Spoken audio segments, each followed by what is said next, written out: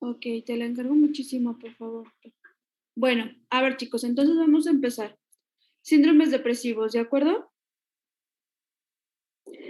A ver, ¿alguno de ustedes me podría comentar qué saben de la depresión?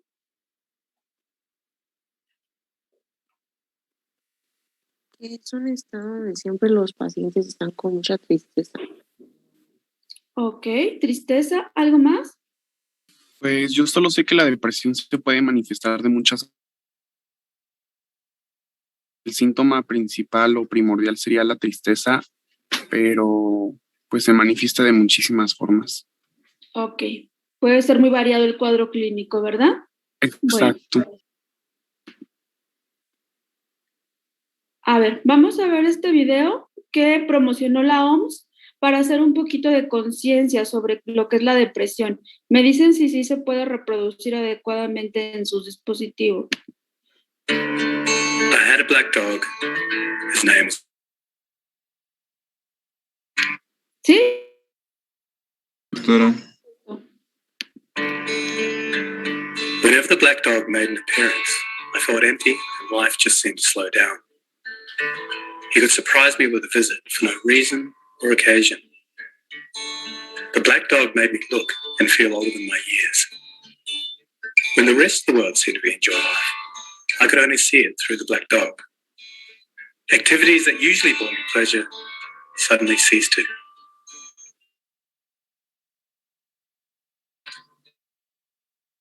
He chewed up my memory and my ability to concentrate. Doing anything or going anywhere with the black dog required superhuman strength. At social occasions, he'd sniff out what confidence I had and chase it away. My biggest fear was being found out. I worried that people would judge me. Because of the shame and stigma of the black dog, I was constantly worried that I'd be found out. So I invested vast amounts of energy into covering him up, keeping up an emotional lie. Black dog would say negative things.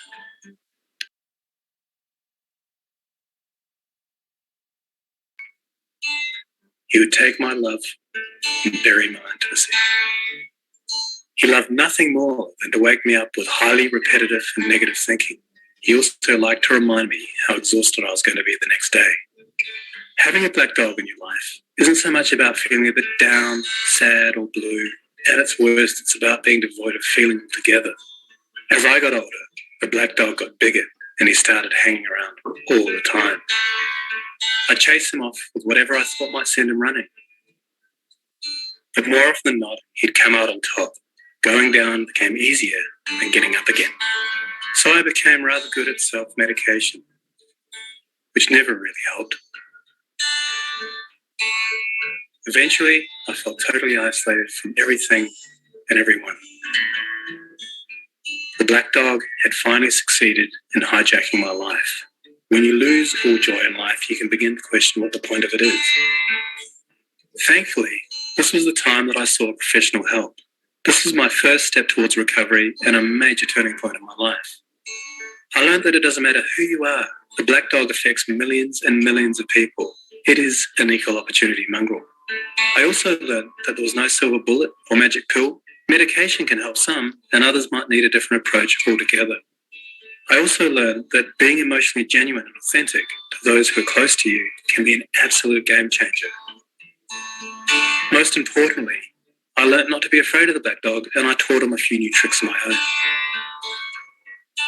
The more tired and stressed you are, the louder he barks. So it's important to learn how to quiet your mind.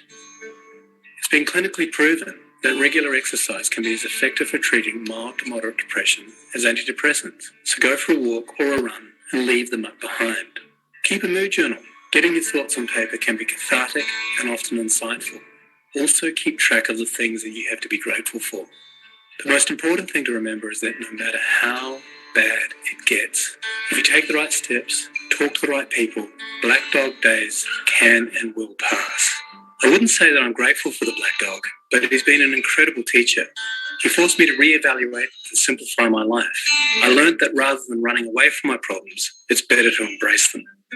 The black dog may always be part of my life, but he'll never be the beast that he was. We have an understanding. I've learned through knowledge, patience, discipline, and humor, the worst black dog can be made to heal. If you're in difficulty, never be afraid to ask for help. There is absolutely no shame in doing so. The only shame is missing out on life.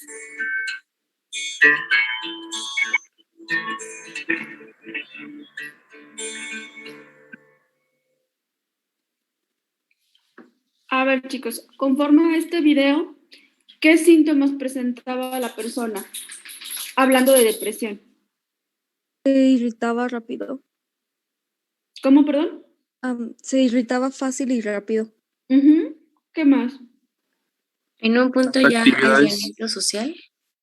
Ajá, el aislamiento social, ajá. Pues que las actividades que le gustaba hacer ya no las realizaba. Ok, ¿cómo se llama eso? Anedonia, no podía disfrutar de las cosas que anteriormente le gustaban. La incapacidad de poder sentir emoción, placer, emociones, gusto. ¿De acuerdo? Bueno. Ay, no. I had a black dog. Vamos a adelantarla, la siguiente. Ok, a ver. Entonces, ¿qué es la depresión? Es un síndrome caracterizado por un estado de ánimo decaído, una disminución de la capacidad para experimentar placer, que mencionábamos que es la anedonia, y una autoestima pues alterada, con manifestaciones afectivas, conductuales y cognitivas, ¿de acuerdo?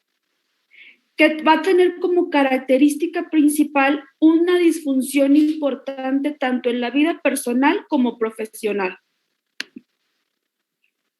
Bueno, a ver, la palabra depresión viene del término depressus, que significa abatimiento. Este es uno de los trastornos que han sido descritos con mayor antigüedad. Anteriormente se le conocía como melancolía. No sé si alguna vez, no sé, ¿qué sería? En filosofía vieron lo de los humores, que el humor negro y el humor amarillo, ¿sí? Que hablaba sobre lo que era la melancolía, la tristeza. A partir de ya casi, de que son 3, 4 siglos, ya se hace el término o la descripción de depresión. Según la OMS, la depresión es la cuarta causa de discapacidad a nivel mundial. Aproximadamente el 10% de la población general en algún punto de la vida se va a deprimir o está deprimido. El 70% de las personas que han tenido depresión cursarán con más de un episodio a lo largo de la vida.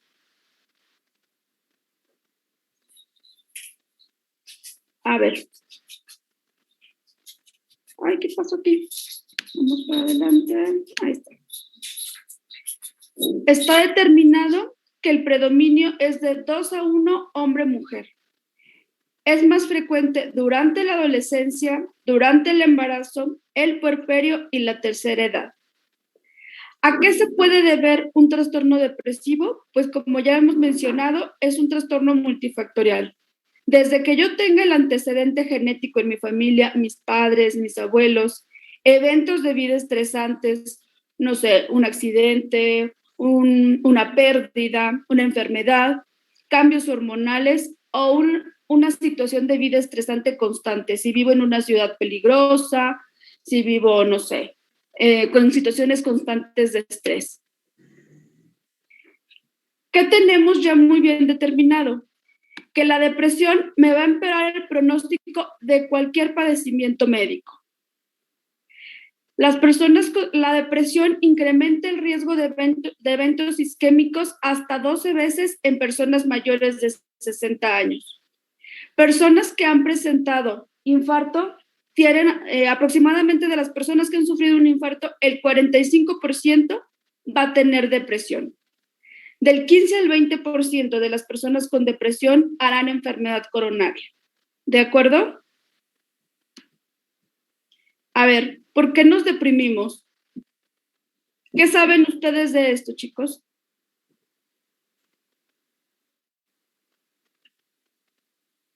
Puede ser por la pérdida de algún ser querido. De los factores, sí, familiares.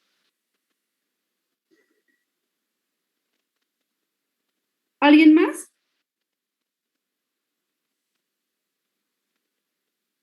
Fisiológicamente, ¿qué nos sucede cuando nos deprimimos?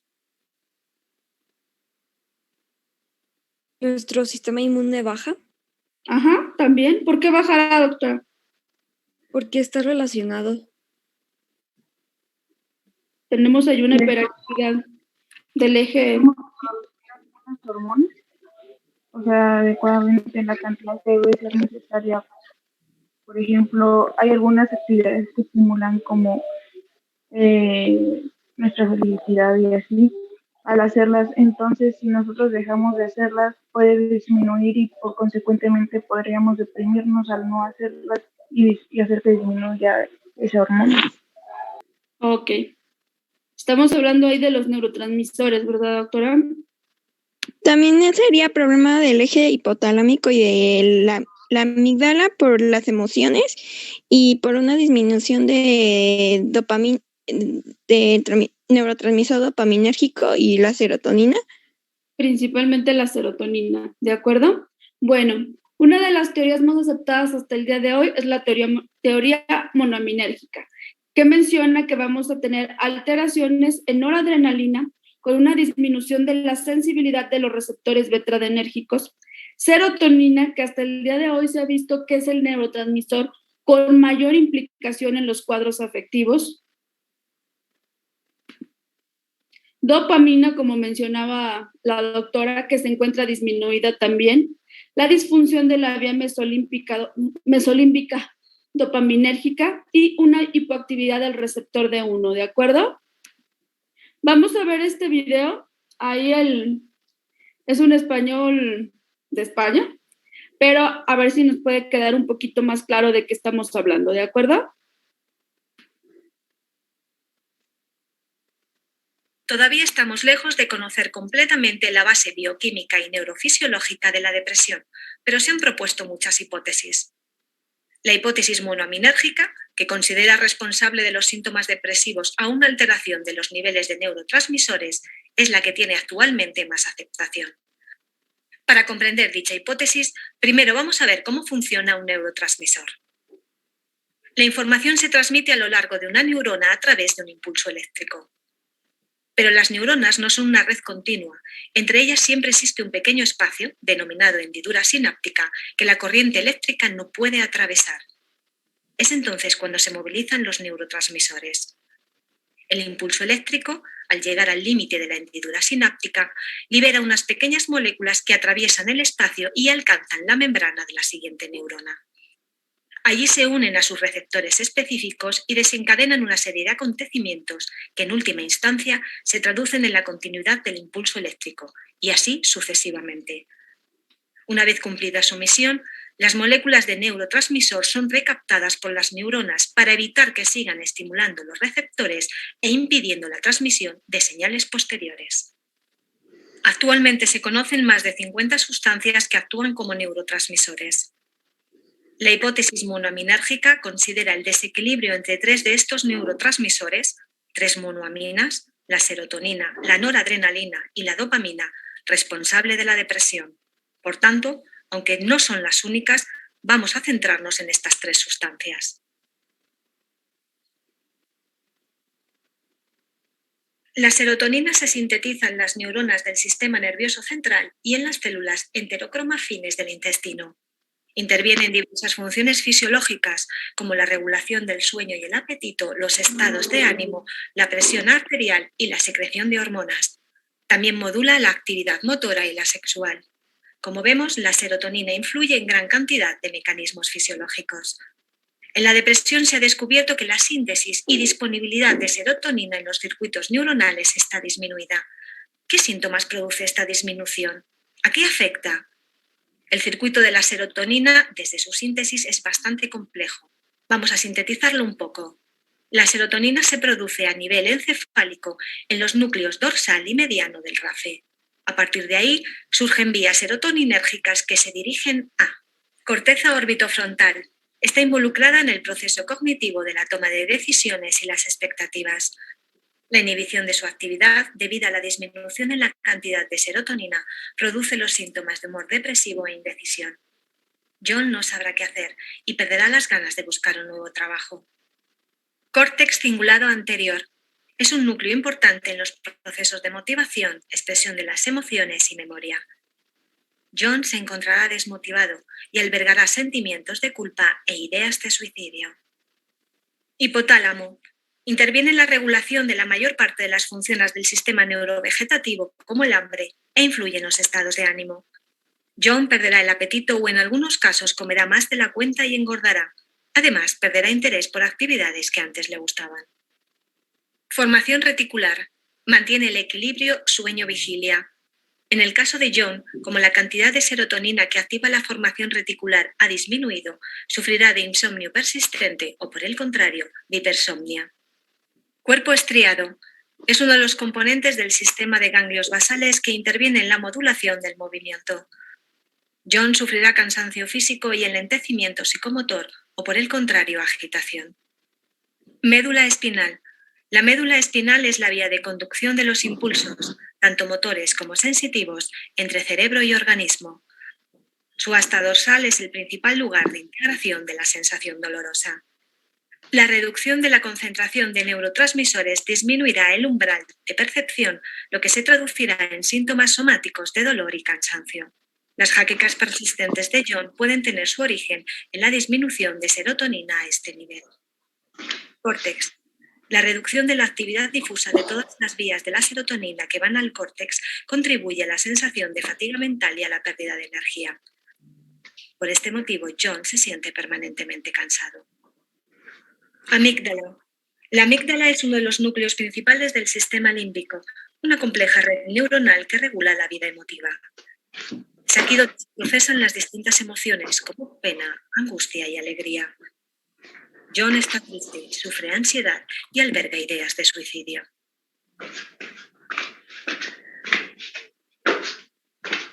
La noradrenalina es otro de los neurotransmisores con más importancia en la génesis de la depresión.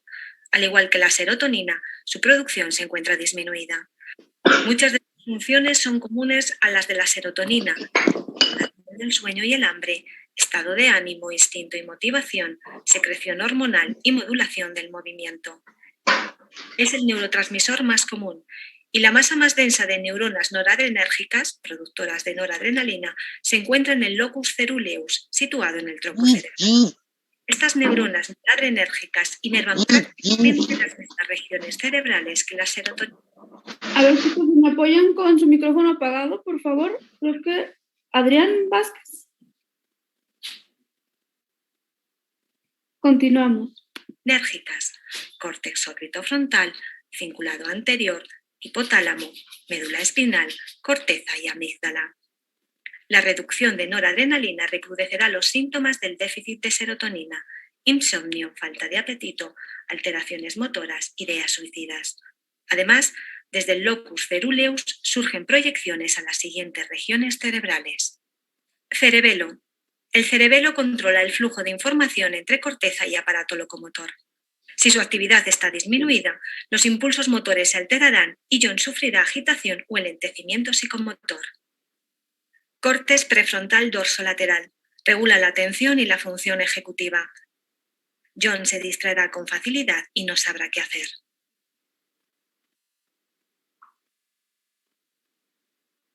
La dopamina es el último de los 3 neurotransmisores considerados fundamentales en la génesis de la depresión. Actúa principalmente a nivel del circuito de ganglios basales y su disminución produce más o menos los mismos síntomas que aquejan a un enfermo de Parkinson. John presentará movimientos agitados o enlentecidos, anedonia, cansancio mental y físico y falta de decisión. Aunque ya hemos visto que la serotonina, la noradrenalina y la dopamina desempeñan los papeles más importantes en la génesis de la depresión, también intervienen otros neurotransmisores. Entre ellos destacan los opioides, GABA, glutámico, neuroquinas, etc. y muy especialmente las hormonas relacionadas con el eje del estrés, como son el CRF, factor de liberación de corticotropina, y los glucocorticoides. Se ha demostrado que en la depresión existe una gran vulnerabilidad al estrés, con aumento del CRF y resistencia de los receptores de los glucocorticoides, y a la inversa, el estrés sostenido podría originar síntomas de depresión. Vamos al que sigue.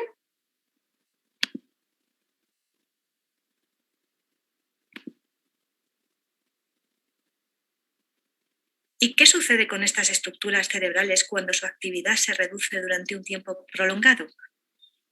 Pues que como un músculo que no se usa, se atrofian.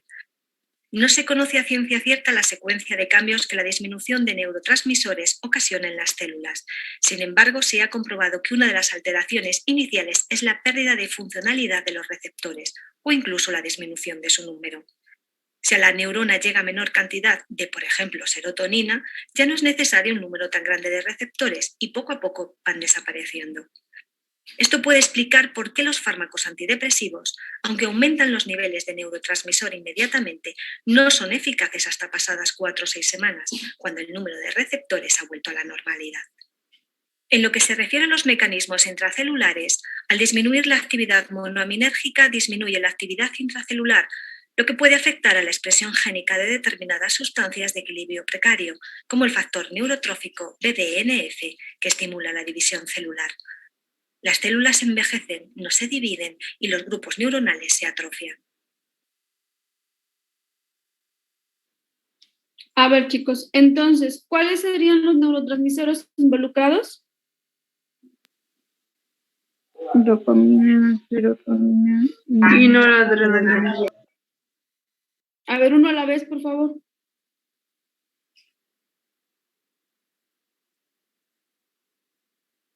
Dopamina, serotonina y noradrenalina.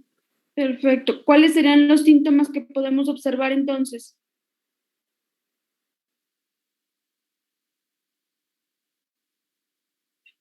Puede ser estado de ánimo deprimido, insomnio, disminución de la capacidad de concentración, pérdida del apetito, fatiga, molestias somáticas, anedonia, sufrimiento de inutilidad y pensamientos frecuentes de suicidio. Ok.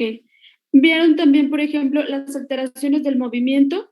Pusieron un poquito de atención en esto. Incluso una disminución del umbral del dolor. Esta teoría de que la depresión también puede doler, físicamente puede doler. A ver, no, el siguiente paso. No. Bueno, factores neuroinmunológicos. Como comentaba su compañera, está descrito también que el eje hipotálamo hipófisis adrenal es parte esencial del sistema neuroendocrino, ¿verdad? Controla las reacciones al estrés, regula varios procesos del organismo, como es la digestión, el sistema inmune que mencionaba su compañera, las emociones, la conducta sexual y el metabolismo energético.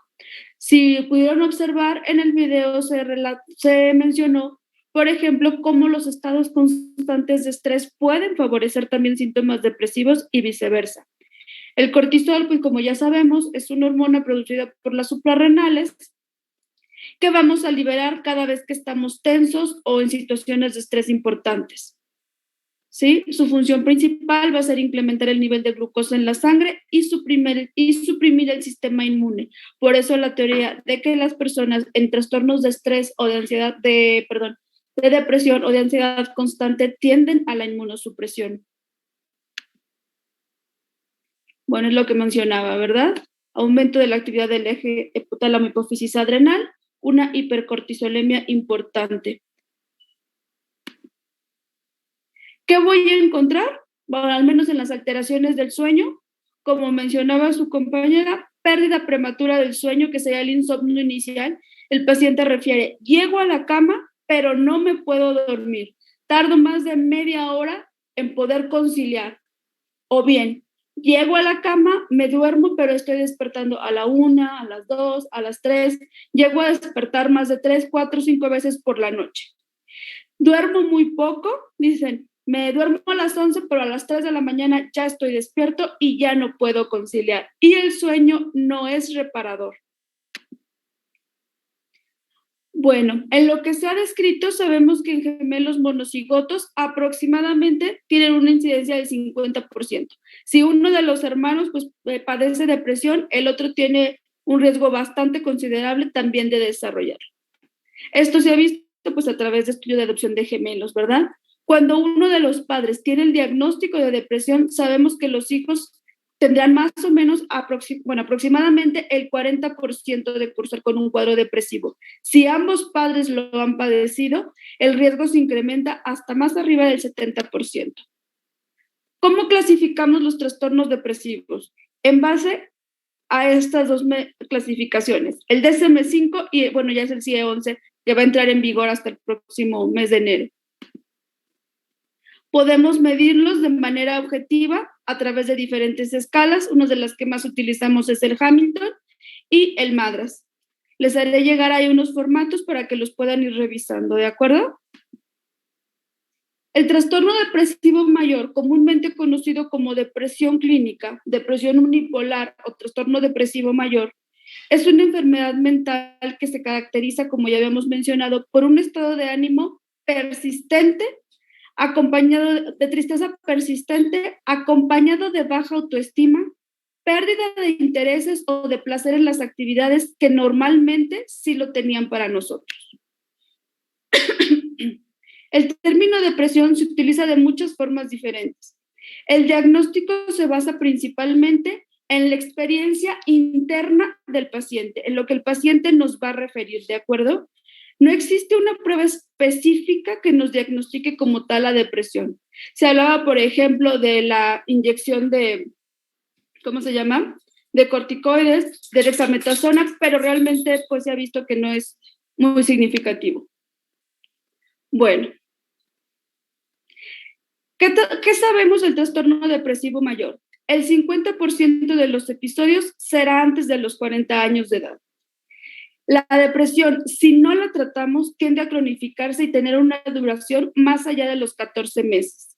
Mientras que si los tratamos de manera efectiva, aproximadamente un cuadro depresivo puede tener una duración de 3 meses de duración. Bueno, el pronóstico. A mayor número de episodios, obviamente va a ser de peor pronóstico, una mayor intensidad. Los varones tienden a una evolución más crónica y deteriorante. Y por supuesto tienen un peor pronóstico cuando hay un abuso de sustancias o un trastorno de ansiedad concomitante. Para hacer el diagnóstico de depresión tenemos que tener 5 de los siguientes 9 síntomas y tienen que estar presentes por lo menos 2 semanas continuas, ¿de acuerdo? Si nos dicen, es que tengo una semana desde hace 3 días, ahí no podemos hacer el diagnóstico de depresión.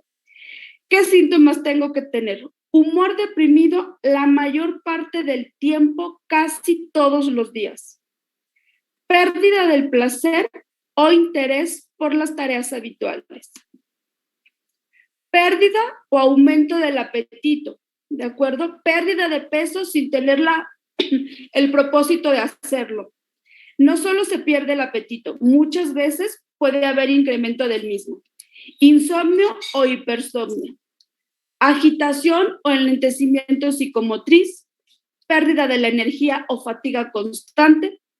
Sentimientos de inutilidad, autorreproches, culpas desproporcionadas. Así también disminución de la capacidad de pensar, problemas en la concentración e ideas recurrentes de muerte, suicidio o autolesiones. Los síntomas no cumplen criterios para conformar un episodio mixto, esto hablando en combinación con trastorno bipolar. Los síntomas provocan una alteración importante en varias áreas de mi vida, puede ser vida personal, social, laboral. Los síntomas no están relacionados con los efectos de algún medicamento en específico y no están promovidos por el duelo, ¿de acuerdo? A ver, entonces díganme, ¿de cuánto tiempo tengo que estar hablando para hablar de depresión? 2 semanas. 2 semanas. 2 semanas con síntomas continuos. ¿Cuántos síntomas de los 9 mencionados tengo que tener? 5. 5. ¿Cuáles serían esos síntomas? Humor deprimido, pérdida del placer, pérdida del apetito, insomnio, pérdida de energía y sentimientos de inutilidad. Ok, bueno, en el apetito y en el sueño podemos encontrarnos en el otro extremo también, ¿eh? La hipersomnia o la hiperfagia también pueden ser parte de un cuadro depresivo. Bueno, ¿cuáles serían los síntomas atípicos de la depresión? 3/4 partes de los pacientes deprimidos van a cursar con ansiedad. De los síntomas más intensos por la mañana. Es algo que siempre le tenemos que preguntar a nuestro paciente. Sus alteraciones emocionales fluctúan durante el día, amanece sintiéndose bien, pero conforme pasa el tiempo, se va sintiendo muy triste, muy cansado, o al contrario, amanece sintiéndose muy mal, pero conforme avanza el día, vamos mejorando. La fluctuación a través del día. Retraso psicomotriz importante o agitación psicomotora. Hay alteraciones significativas de memoria, incluso en personas mayores se habla de una pseudodemencia depresiva. Pareciera que la persona se nos está deteriorando, se nos está ahí demenciando prácticamente, pero al iniciar el tratamiento depresivo mejora de forma importante. Puede haber alteraciones en la orientación, en el discurso. Hablando en cuanto al examen mental, ¿recuerdan? ¿Cómo esperarían ustedes el examen mental de una persona deprimida?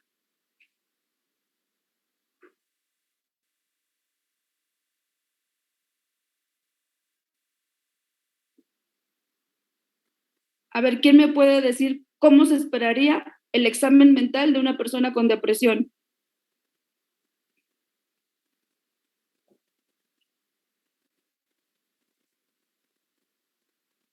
A ver, vamos a preguntarle a Daniela Trejo.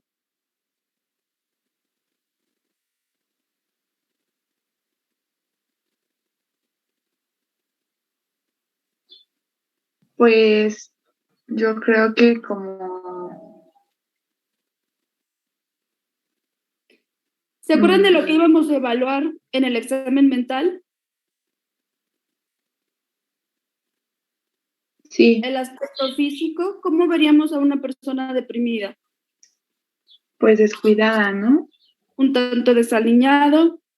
Sus movimientos.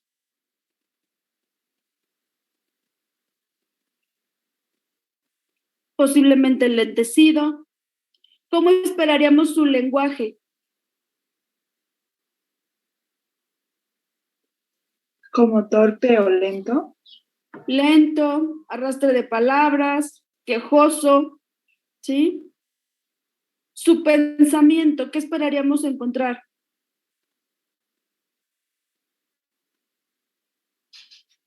Pues posiblemente también enlentecido, bradipsíquico. En el contenido del pensamiento es donde vamos a encontrar los sentimientos que nos externa: tristeza, apatía, futilidad, ¿sí? Culpa inapropiada, ideas de muerte, planeación o ideación suicida. ¿Cómo estaría su ánimo y su afecto? Pues triste prácticamente, ¿verdad? Nos va a referir que se siente mal, que se siente triste y muy posiblemente sea lo que nos transmita. El juicio, posiblemente disminuido, pero dentro de la realidad, si no estamos hablando de una depresión psicótica. Bueno, dentro de un cuadro depresivo habrá dificultades en el control de los impulsos. Del 10 al 15% de los pacientes con diagnóstico de depresión cometen suicidio. El juicio e introspección se evalúan en acciones y comportamientos del paciente, ¿de acuerdo?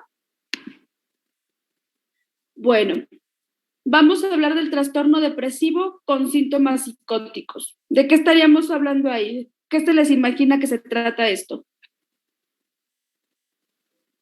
Que está alucinando el paciente, además de sentirse deprimido. ¿Que está qué, perdón, doctor? Que está alucinando además de estar deprimido. Ok, como su nombre lo dice, psicótico. Hay una pérdida del contacto con la realidad, ¿sí? Puede que tenga ideas delirantes, como habíamos mencionado. ¿Quién me puede recordar qué es una idea delirante?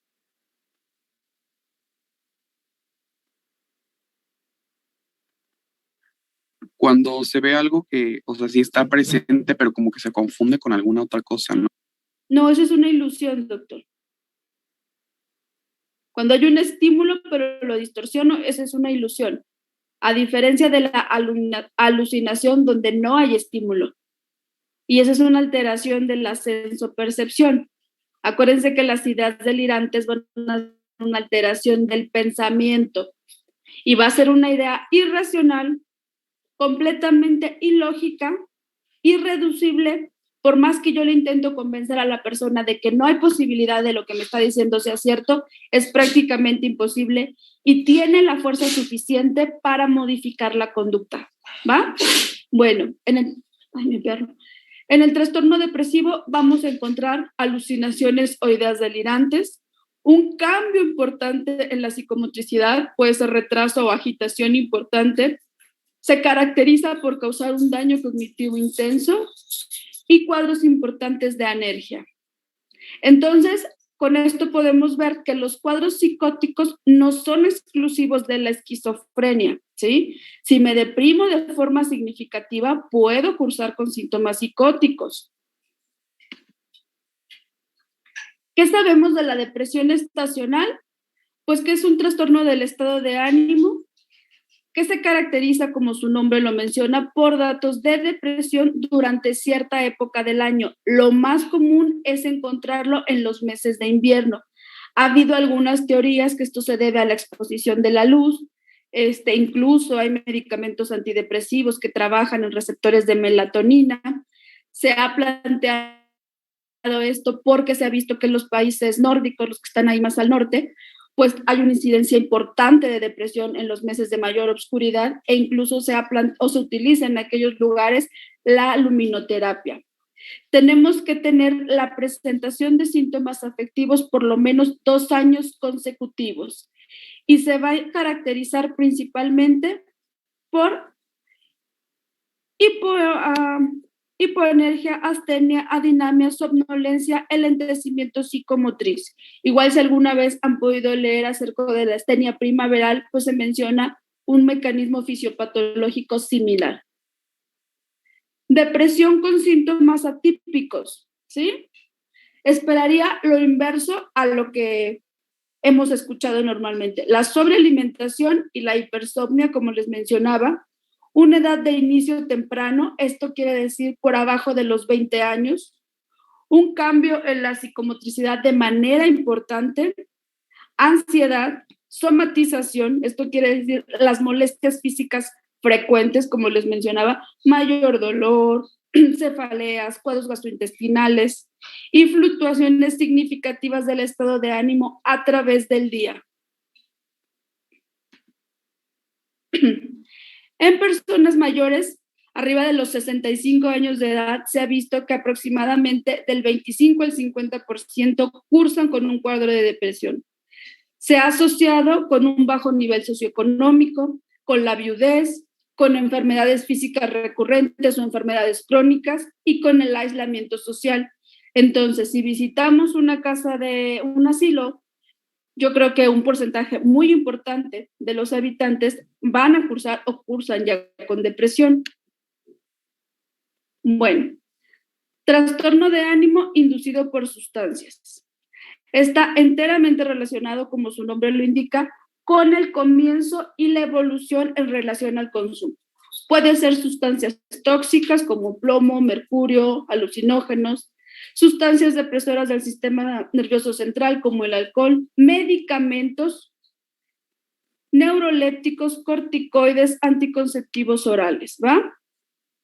¿Qué voy a encontrar? Una marcada y persistente perturbación del estado de ánimo, como puede ser el humor depresivo, la anedoria, que es la disminución del placer, un humor irritable, y es una consecuencia fisiológica directa de la condición médica, ¿de acuerdo? No está provocado por otro trastorno mental como una depresión agregada, no ocurre de manera importante durante un cuadro psicótico y los síntomas son causa importante de alteración en los diferentes rubros de la vida de una persona. A ver, hasta aquí, chicos, ¿qué más me pueden decir de la depresión? Además de los síntomas, ¿qué más de que ya me mencionaron? ¿Qué otras cosas puedo encontrar?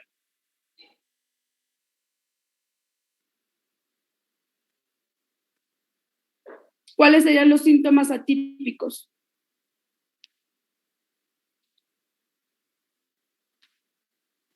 Estaba la edad de inicio temprana, abastecimiento, ansiedad, somatización, fluctuación. Ok, bueno. Trastornos del ánimo debido a una condición médica. De lo que ustedes saben, ¿con qué se relaciona la depresión de manera fisiológica?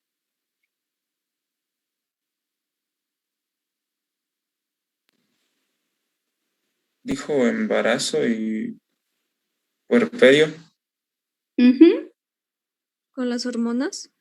Exacto, ¿va? Entonces, en las personas con hiper o hipotiroidismo siempre tenemos que buscar síntomas afectivos y de manera viceversa, ¿sí? Cuando estoy evaluando un paciente con depresión, uno de los primeros estudios que tengo que solicitar es el perfil tiroideo para poder evaluar si no tengo de manera concomitante una alteración en en esta condición, porque de lo contrario, por más tratamiento que yo dé, pues no voy a alcanzar la remisión. Igual sí mejora mi paciente, pero no vamos a alcanzar la remisión de los síntomas, ¿va? A ver, vamos a hablar ahora de lo que anteriormente se conocía como distimia. Al día de hoy ya se le conoce como trastorno depresivo persistente. Y estamos aquí hablando de una disminución prolongada del estado de ánimo. Al menos 2 años si tenemos en personas adultas y 1 año en niños y adolescentes, ¿va? Estaríamos hablando de un estado de ánimo alterado, pero sin la suficiente intensidad para hablar de un trastorno depresivo. Ánimo deprimido o bien irritable en niños y adolescentes. La persona se va a mencionar o describir a sí mismo como triste, desanimado, fatigado todo el tiempo, con pérdida de interés por las cosas, viéndose a menudo como poco interesado, ¿va?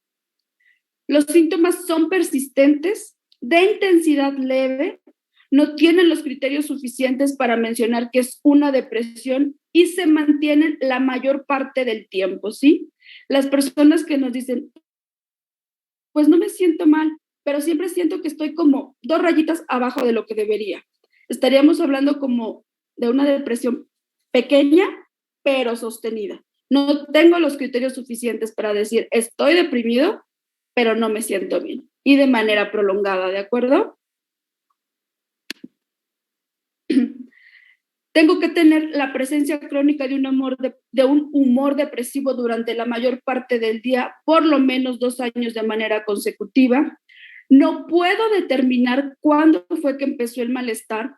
O sea, es que a partir de ese evento yo me sentí mal. No, ya tengo varios meses, no sé, cuando terminé la prepa me empezaba a sentir mal, poco a poco como que se fue quedando y me he sentido 2 rayitas por abajo del estado normal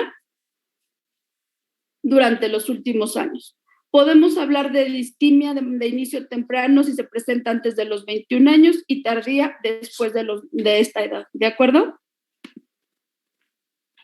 Estamos hablando de una perturbación crónica del estado de ánimo que involucra el amor depresivo, por lo menos en los 2 últimos años, y puede ir acompañada de algún otro síntoma.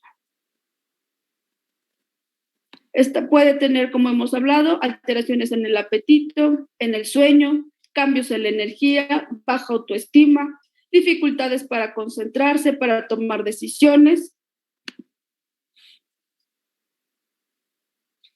Se ha visto que la distimia puede estar en comorbilidad con la depresión mayor hasta en el 40% de los pacientes. Estamos hablando de una depresión doble. Cuando el paciente nos dice, es que ya me sentía mal, siempre estaba algo triste, pero de un mes para acá es mucho más intenso. Ahora sí ya no como, no tengo sueño, nada me agrada, no tengo momentos en los que me pueda sentir bien.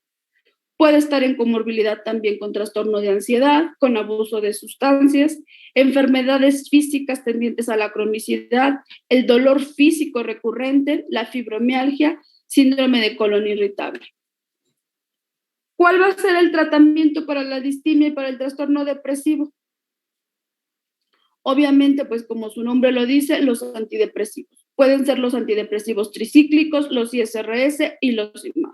Al día de hoy hacemos mucho mayor uso de los ISRS por su seguridad y su mayor tolerancia. La distimia, entonces estamos hablando de un trastorno crónico, sigue un curso prolongado, incluso puede ser de muchos años o de por vida si no se llega a tratar. El pronóstico es variable, solo un porcentaje bajo de pacientes tienen la remisión espontánea, hasta 15%, y el 25% de los pacientes con un trastorno distímico nunca consiguen la remisión completa. A ver, entonces, ¿me pueden decir brevemente de qué se trata la distimia?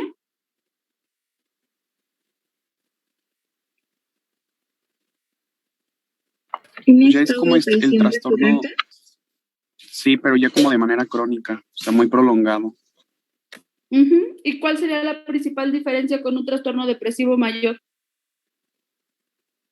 Que el depresivo mayor puede durar, creo, hasta 18 meses, creo que lo mencionó, pero este ya es de manera crónica y puede persistir incluso hasta por 2 años.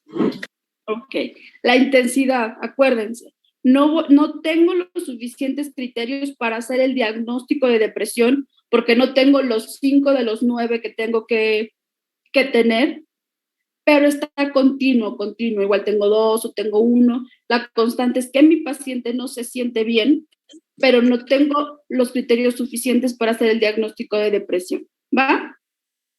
Bueno, vamos a hablar un poquito del tratamiento de la depresión.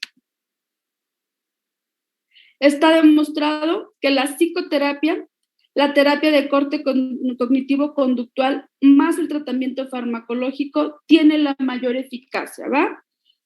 Los medicamentos de primera elección serían los ISRS, que son los inhibidores de la recaptura de serotonina, como son la fluoxetina, la sertralina, paroxetina, citalopram, escitalopram, y aquí faltó la fluvoxamina.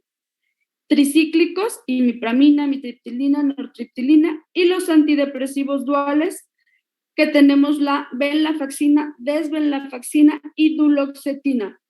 ¿Ya habían escuchado hablar de estos medicamentos?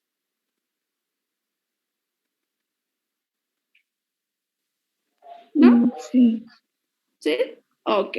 Bueno, como hemos mencionado, los de mayor uso son los ISRS, por su perfil de seguridad, la eficacia y que son mejor tolerados. Bueno, ¿en qué me voy a basar para seleccionar el tratamiento?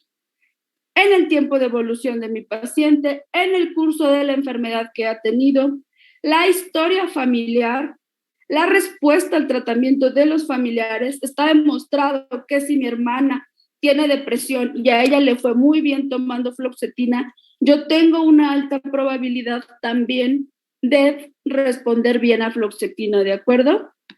Me tengo que basar en la intensidad de síntomas para saber si voy a usar monoterapia o las primeras semanas me voy a auxiliar de tratamiento combinado, si existe alguna u otra enfermedad y lo que mencionaba del tratamiento combinado. Bueno, en cuanto al tratamiento farmacológico, pues la dosis la vamos a ir incrementando de manera gradual hasta la 4ª o 5ª semana. La duración del tratamiento tiene que ser por lo menos de 6 meses en un solo episodio. Personas que han tenido episodios recurrentes tenemos que llevarlo incluso hasta los 18 o 24 meses. Es importante siempre aclararle esto al paciente. Aunque, no sé, en 2 meses se llegue a sentir muy bien, el tratamiento lo tenemos que dejar este tiempo. La idea que en cuanto el paciente se siente mejor hay que retirarlo, pues no, realmente no tenemos evidencia de eso, ¿verdad? Entonces es algo que siempre le tenemos que aclarar al paciente, que va a ir mejorando de manera paulatina, que el tratamiento va a ser prolongado un mínimo de 6 meses. Se menciona profilaxis hasta de 5 años cuando se han tenido episodios recurrentes, sobre todo cuando estos tienen menos de 2 años entre uno y otro, pero realmente es complicado convencer al paciente de hacerlo. pero bueno, es algo en lo que tenemos que insistir y hacerles saber que de lo contrario, pues tenemos un riesgo importante de estar reincidiendo en este tipo de síntomas. Al suspender, la reducción del medicamento la tenemos que hacer de manera paulatina en un lapso de 1 a 2 semanas. No se recomienda hacerlo de manera tajante porque podemos presentar el síndrome de retirada. Bueno, aquí está de cómo lo haríamos en cuanto a el tratamiento. A ver, chicos, entonces platíquenme de esto en cuanto al tratamiento. ¿Qué les llama la atención?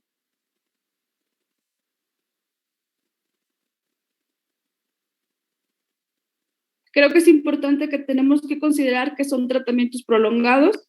¿De cuánto tiempo? Por lo menos de 6 meses. De 6 meses por un episodio. ¿Y si he tenido más? 2 años. Por intervalos de menores de 2 años, ¿no? Ok. Sí, se recomienda mínimo si he tenido 2 episodios de 18 hasta 24 meses. Si he tenido episodios recurrentes con menos de 2 años de separación entre sí, incluso profilaxis de 5 años, ¿va?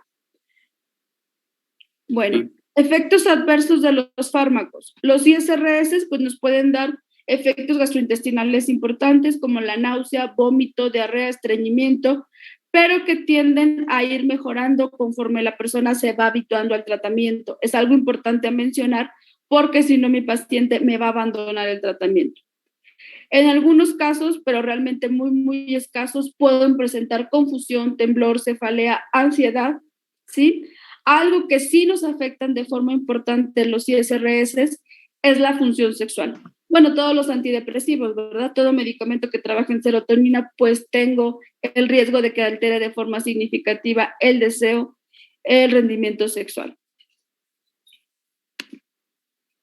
Riesgo de suicidio por antidepresivo. El 5% de las personas que cometen suicidio estaban o se ha reportado que utilizaban antidepresivos. ¿Sí? ¿Qué tengo que tener en cuenta ante el riesgo de suicidio? Si en la familia de mi paciente hay intentos de suicidio previamente. Si mi paciente tiene riesgos de suicidio con anterioridad o si ha cursado con autolesionismo. En personas con autolesionismo, 1 de cada 4 llega a cometer suicidio. Si tengo factores de riesgo, por ejemplo, personas que viven solas, hombres tienen un poquito más de riesgo de consumar un suicidio. Si mi persona tiene alguna actividad de riesgo que pudiera favorecerlo, no sé, que en su trabajo tenga acceso a armas, médicos, dentistas, pues se ha visto que sí tienen un mayor riesgo de suicidio. Bueno, la sobreedificación de antidepresivos tricíclicos, pues se ha visto que sí tiene un poquito mayor riesgo, por eso tendemos a la utilización de ISRS, son más seguros, y mayor riesgo durante las primeras semanas del tratamiento. Ya está demostrado que este tipo de medicamentos no incrementan el riesgo de suicidio.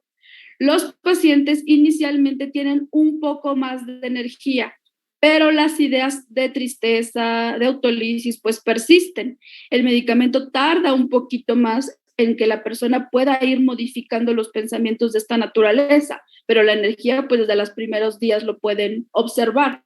Por eso muchas veces los intentos suicidas al inicio del tratamiento. No es que el fármaco como tal les induzca a este tipo de conductas.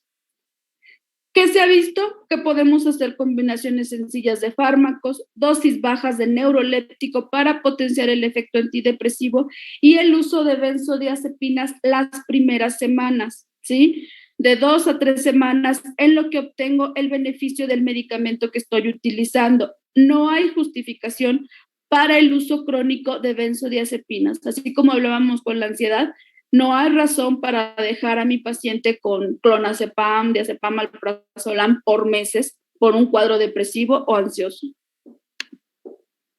Bueno, ¿qué se ha visto? Si yo he tenido ya varios tratamientos por tiempo y dosis adecuadas y sin embargo no encuentro mejoría, tenemos lo que es la terapia electroconvulsiva, ¿sí? Es efectiva en las formas más graves de depresión con un riesgo de suicidio importante, depresión psicótica, depresión melancólica. Hasta el día de hoy se ha visto que es un procedimiento seguro, pero creo que está bastante estigmatizado. Sí existen algunos riesgos, como puede ser unas alteraciones de la memoria y pues obviamente las alteraciones de la anestesia. ¿Alguna vez han oído hablar de la terapia electroconvulsiva? Da toques, ¿no? Es una descarga, ajá. Pero bueno, al día de hoy, como les comentaba, se usa en casos de depresión refractaria de tratamiento o depresiones bastante graves. Acaba de aprobarse el año pasado un fármaco nuevo que está derivado de la ketamina, que también hasta el día de hoy se compara con la terapia electroconvulsiva, pero pues aún no llega a nuestro país y no sabemos qué tan accesible vaya a ser, ¿sí? Es la esketamina. La terapia electroconvulsiva, pues como ya lo dijo su compañera, bueno, es que les dan toques, pero yo creo que muchas personas tienen el temor porque pues, es lo único que conocemos, no es que me van a electrocutar, no es el caso. Vamos a ver un video de lo que es el TEC para que podamos observar que es un procedimiento bastante seguro. El paciente está monitorizado tanto por anestesiólogo como por psiquiatra. Se hace con sedación y con relajante. La persona no va a convulsionar físicamente. Y como les mencionaba, hasta el día de hoy se utiliza en casos, pues ahora sí que extremos. A ver.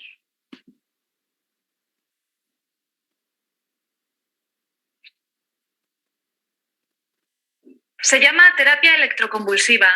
A diferencia del procedimiento habitual que requiere ingreso hospitalario en las primeras fases de tratamiento, la terapia electroconvulsiva ambulatoria permite al paciente acudir a la cita desde su casa y regresar después de recibir la terapia. Las enfermeras tienen aquí una labor clave para ofrecer seguridad a pacientes y familiares. Lo hemos visto en el Hospital 12 de Octubre. Y ahora colocamos cuidadosamente los electrodos. Esta es una localización que llamamos bifrontotemporal. ¿Está bien colocado? Sí, bien, entonces vamos a proceder.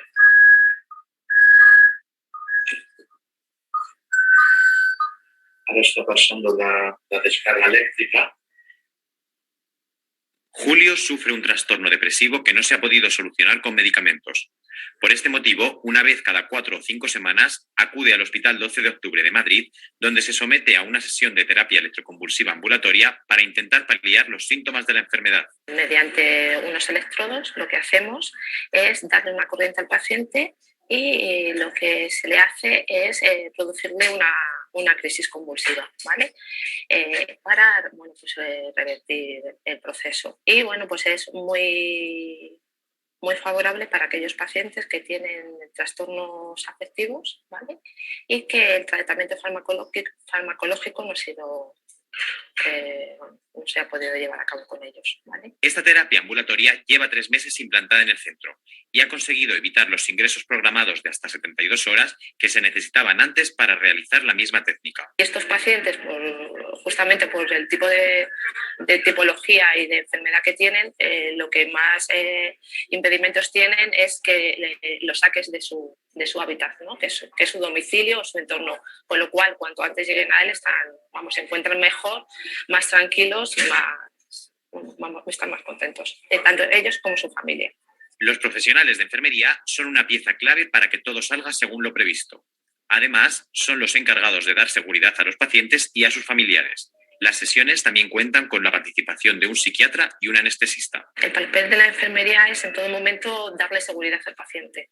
Darle seguridad al paciente, darle seguridad a la familia y que por el tipo de procedimiento pues evitar que se pueda hacer daño. Por una parte, enfermería se encarga de todo lo que sería esa preparación, ¿vale? Psiquiatría se encarga de pues una evaluación del paciente y coordinar todo lo que está pasando. Y el compañero anestesiólogo, anestesiar una anestesia general del paciente y una absoluta relajación muscular. La efectividad de la técnica llega hasta el 90% en los casos de depresión psicótica. Bueno.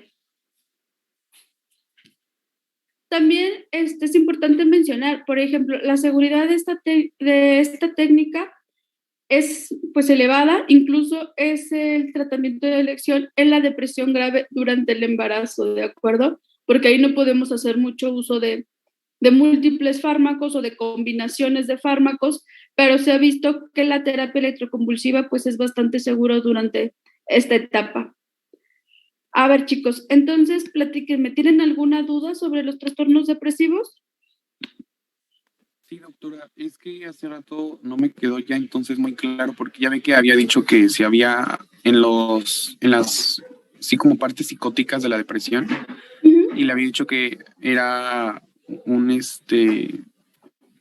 pero, o sea, y me confundí porque me dijo que aquí sí hay, aquí no hay estímulo, pero la persona alucina, o si hay estímulo y de todos modos alucina, o sea, ya no me quedó muy claro eso.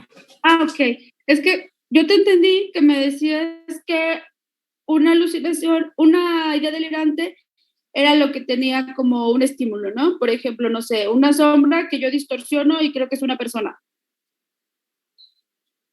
A eso me refería yo. O sea, cuando hay un estímulo y lo distorsionamos, estamos hablando de una ilusión. Sí, cuando yo veo la silla y en la noche pienso, ay, hay alguien ahí sentado en mi sala. Y no, pues era un suéter mal puesto, ¿sí? Y la alucinación es sin estímulo, yo escucho o veo cosas. Entonces la alucinación es la que sí se presenta en la fase psicótica de la depresión. Exacto. Alucinaciones. Ok, gracias, Escucho doctora. o veo cosas que pues no son reales. Ok, gracias. ¿Qué más, chicos? ¿Alguna otra duda? En estos casos, doctora, ¿podemos utilizar la terapia cognitivo-conductual o es mejor la terapia que acabamos de ver? ¿En cuáles casos, doctora? En los casos de depresión, por ejemplo, en la clase pasada que vimos el trastorno de ansiedad, dijimos que una de las terapias podía ser la cognitivo-conductual. Y en estos casos vimos otra, pero ¿podría servir también la cognitivo-conductual aquí en depresión? Sí, de hecho la terapia cognitivo-conductual es la que está aprobada, la que tiene más estudios donde se demuestra pues su efectividad en trastornos afectivos, ansiedad, depresión, ¿sí? Incluso en padecimientos un poquito más allá, esquizofrenia, trastorno bipolar, principalmente para la conciencia de enfermedad y, ¿cómo se llama? Y el apego a tratamiento. Existen muchos tipos de psicoterapia, pero en cuanto a psicología clínica, trastornos afectivos, trastornos emocionales, terapia cognitivo-conductual y terapia racional emotiva. ¿Va? Ok, perfecto, doctora, gracias. Y la combinación de terapia psicológica, de la TCC, terapia cognitivo-conductual y tratamiento farmacológico, pues hasta el día de hoy, pues son nuestro tratamiento estándar, ¿sí? ¿Alguna otra pregunta, muchachos?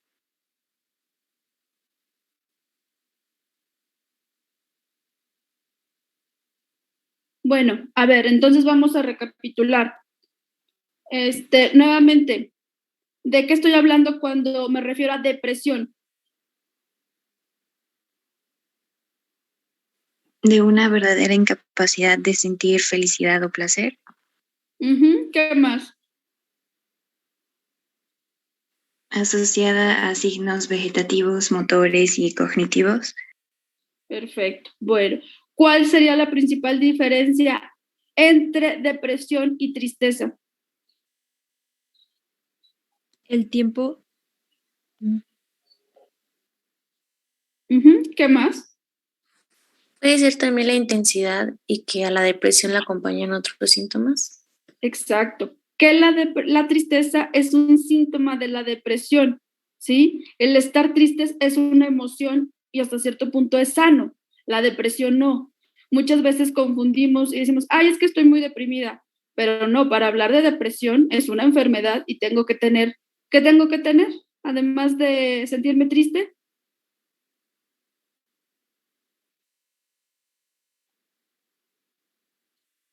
Repítanme los síntomas que deben acompañar a la tristeza para poder hablar de depresión. insomnio, fluctuación,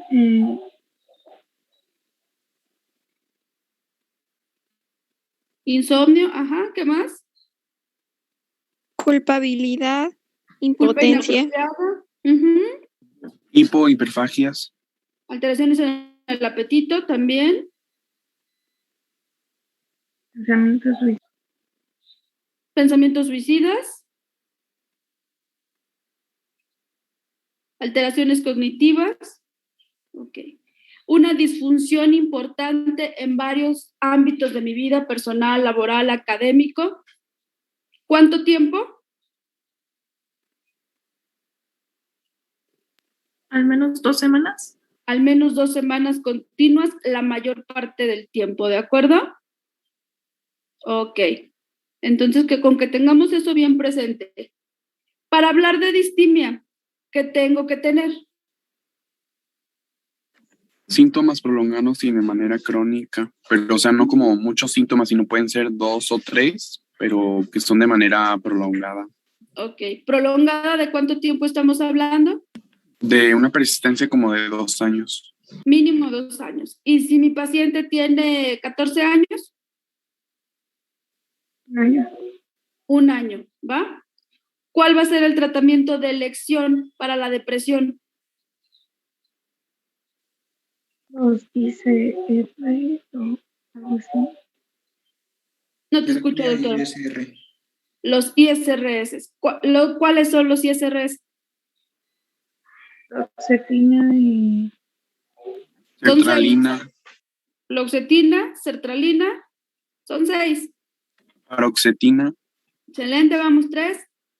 Citalopram, Citalopram, escitalopram, el escitalopram y la fluvoxamina. ¿De acuerdo?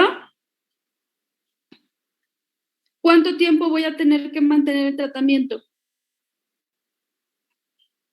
6 meses. Al menos 6 meses. Mínimo 6 meses. Si tengo episodios de repetición, De 18 a 24. excelente. Muy bien. Perfecto. ¿Y qué pasa si tengo un trastorno depresivo recurrente refractario al tratamiento?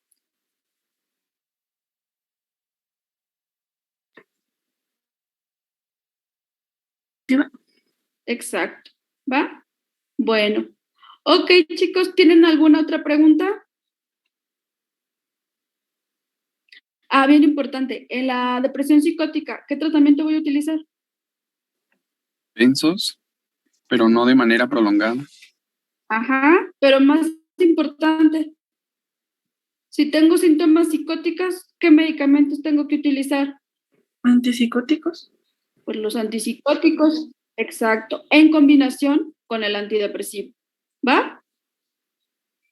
Bueno, y ahora que veamos esquizofrenia, vamos a hablar un poquito de antipsicóticos. Bueno, chicos, vamos a dejar la reunión del día de hoy aquí. Tenemos todavía pendiente la clase para finalizar los trastornos de ansiedad. Yo creo que en el transcurso de esta semana, ahora sí nos ponemos de acuerdo para poderlos terminar y ya la siguiente semana pues continuamos con el programa de forma habitual. Les encargaría entonces el reporte. ¿Ya vieron la película de Analízame? Sí. Sí. Ok.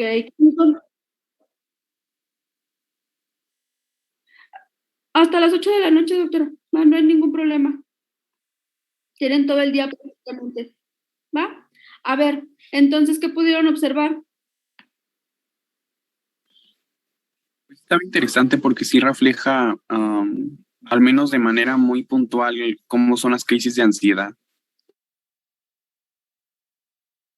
Me voy a morir, voy a matar. El mismo estigma de yo no tengo eso, yo en verdad me voy a morir.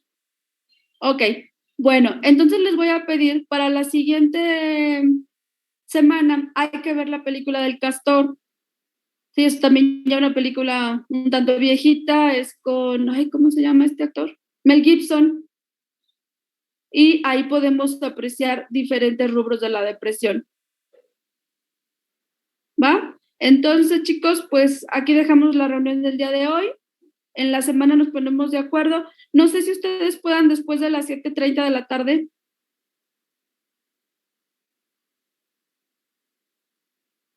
Puede ser el miércoles o el jueves. Ok, perfecto. Ya para terminar lo de ansiedad, ¿de acuerdo? Bueno. Bueno, chicos, pues aquí le dejamos. ¿No tienen más dudas acerca de la depresión? Creo que no, doctora. Bueno. Ok, chicos, estamos en contacto y les encargo sus reportes. Que tengan bonito el inicio de semana. Hasta luego. Gracias, doctora, igual. Gracias. Gracias.